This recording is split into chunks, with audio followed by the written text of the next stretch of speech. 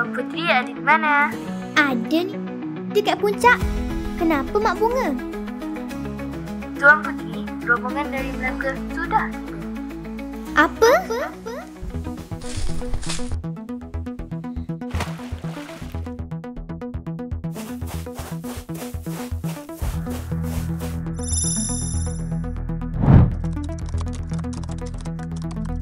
Mak Bunga, beri saya koordinat lokasi mereka.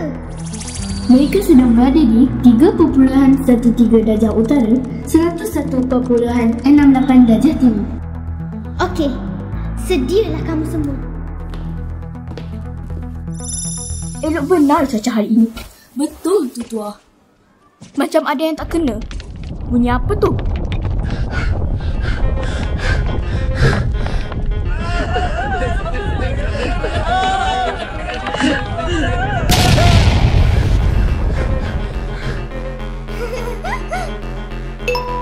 Tuan Puteri, rombongan dari Melaka masih meneruskan perjalanan. Apa? Ini tak boleh jadi ni. Kita teruskan. Plan B. Filter on. Tua, nampaknya orang-orang kita tidak dapat bertahan lagi. Kita mesti turun dari sini. Tak boleh.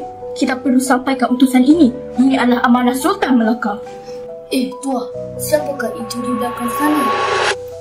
Cucu-cucuku, turunlah daripada gunung ini. Kerana gunung ini sudah disumpah. Matilah kamu semua nanti.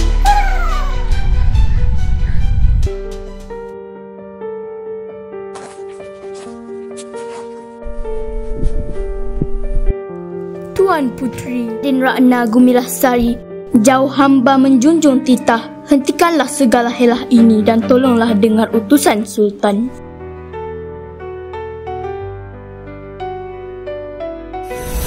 Filter off. Wahai Laksamana Hang Tuah, sememangnya kebijaksanaanmu tiada tandingan. Tidak ramai yang mampu menyingkap helahku. Maka, sampaikanlah amanat Sultan kepadaku.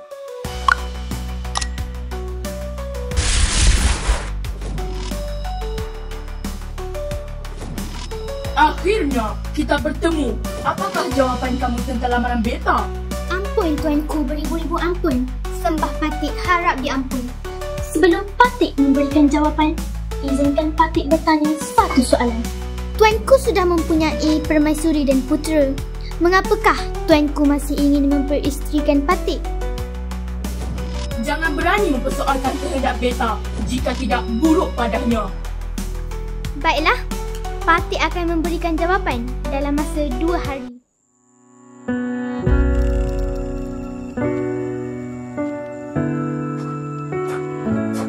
Tuan Puteri tengah buat apa tu? Oh, Mak Bunga.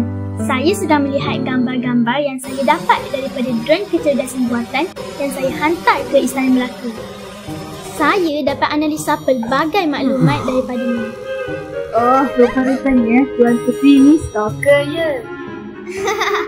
Bukanlah, ini proses mengumpul maklumat. Yelah tu. Jadi, apa maklumat yang Tuan Puteri dapat tentang Sultan Melaka? Sultan Mahmud adalah seorang raja yang bijaksana, berjiwa rakyat, seorang ketua keluarga yang bertanggungjawab dan ayah yang penyayang. Raja Muda Ahmad sungguh bertuah kerana mempunyai ayanda dan bonda yang sangat sayang padanya. Bunga, bawa anak-anak itu.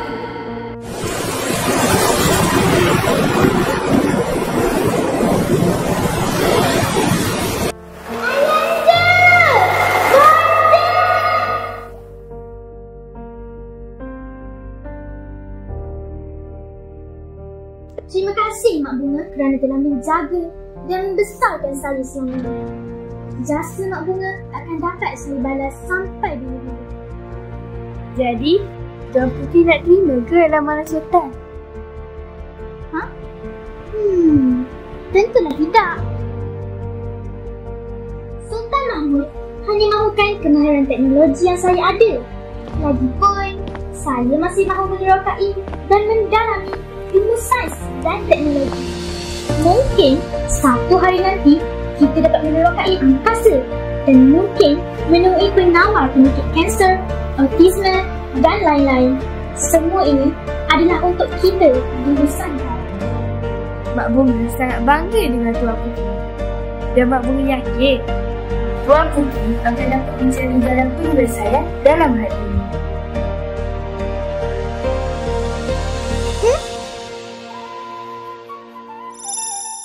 Berbunga mawar di tepi perigi, harum semerbak dihembus bayu.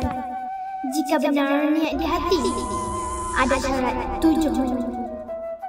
Pertama, sebuah jabatan emas dari Gunung Ledang ke Melaka. Oh, boleh-boleh. Kedua, sebuah jabatan perak dari Melaka ke Gunung Ledang. Ketiga, 7 tempayan air pinang muda. Dan keempat, 7 tempayan air mata anak darah. Beta nak kahwin pun dah ramai anak dara yang menangis. Sediakan tahu uji secukupnya. Seterusnya, 7 dalam hati nyamuk. Dan keenam, 7 dalam hati hama. Semua syarat ini boleh beta tunaikan. Dan yang terakhir, semangkuk darah Raja Muda Melaka. Oh, anak anda.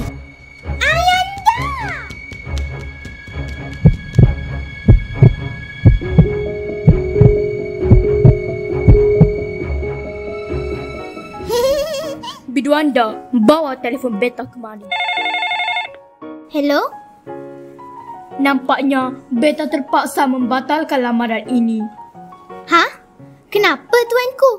Syarat yang kamu letakkan telah mengajar beta bahawa keluarga itu lebih penting daripada keinginan sendiri.